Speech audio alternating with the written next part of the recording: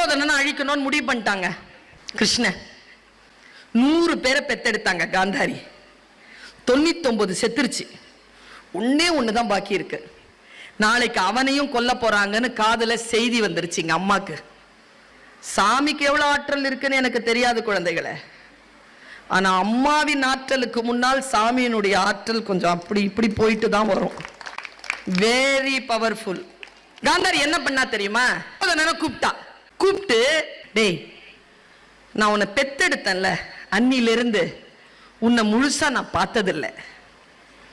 நீ ஒரு வேலை செய். நான் உன்னை பெத்தெடுக்கும் பொழுது நீ எப்படி இருந்தியோ, உடம்புல ஒரு பொட்டு துணி இல்லாம மறுபடியும் என் முன்னால வாடா. அம்மா நீ வாடா. அவன் போறாங்க. குளிச்சுட்டு வா, பின்னால குளம் இருக்கு, குளிச்சுட்டு வான்னா. அவன் குளிச்சுட்டு வராங்க. பொறுமையில் சிறந்த பூமியும் உண்டு, பூமியை விஞ்சும் தாய்மனம் உண்டு, கோவிலில் ஒன்று, குடும்பத்தில் ஒன்று, கருணையும் தாய்மையும் கடவுளும் ஒன்று.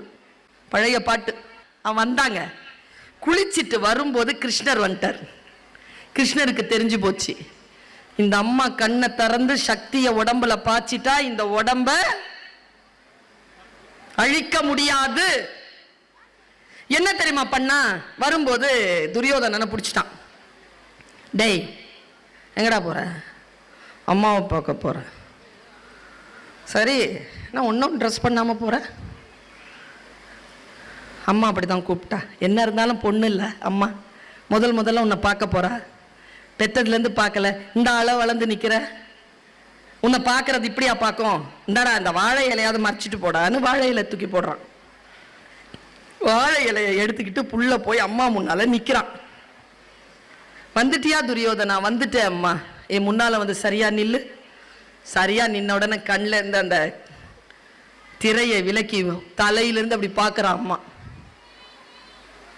அந்த சக்தியை முழுக்க பாய்ச்சறா உடம்புல. பார்த்தா இலை மறைச்சிருக்கு. கண்ணை மறுபடியும் மூடிக்கொண்டு சொன்னாள், வஞ்சகம் செய்து விட்டான் கண்ணன். என் பிள்ளையை இழந்து நான் தவிக்க போகிறேன். நாளை நான் எப்படி பிள்ளைகள் இல்லாமல் சாவேனோ, அவனும் பிள்ளைகள் இல்லாமல் அனாதையாக சாவான் என்று சாபமிட்டாள் காந்தாரி என்கின்ற மகாபாரதம் சொல். இதை நான் ஏன் உங்ககிட்ட சொல்றேன்? துரியோதனனுடைய உடம்பிலே தாயினுடைய அருள் பெற்ற அந்த பார்வை பெற்ற மற்ற இடங்கள்ல எங்க அடிச்சாலும் துரியோதனனுக்கு உடம்புல உயிர் போகாது. அந்த தாயினுடைய பார்வை படாத தொடப்பகுதியில் அடிச்சா உயிர் போயிடும். குழந்தைகளுக்கு சொல்லிக் கொடுங்க, அம்மா அப்பா கிட்ட இருந்து எதையும் மறைக்காதீங்கன்னு சொல்லிக் கொடுங்க. மறைச்சிங்கன்னா எதை மறைக்கிறீர்களோ அதன் மூலமாக உங்களுக்கு துன்பம் வந்து சேரும்.